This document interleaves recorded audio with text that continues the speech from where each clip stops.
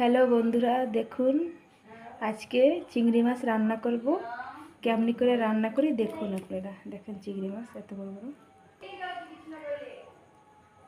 রসুন, আদা, জিরা বাটা, সব বাটা মশলা নিজে বাটা, টমেটো,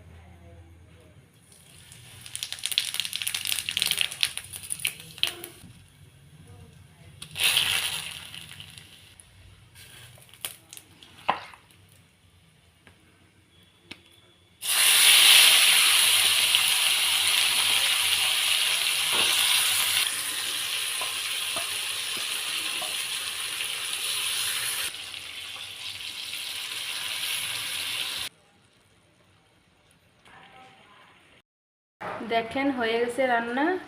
এই যে গরম মশলা দিয়ে নামিয়ে নেব এখন। দেখেন রান্না হয়ে গেছে। এরকম রান্না করে খাবেন, ভালো লাগলে লাইক করবেন, শেয়ার করবেন, সাবস্ক্রাইব করবেন।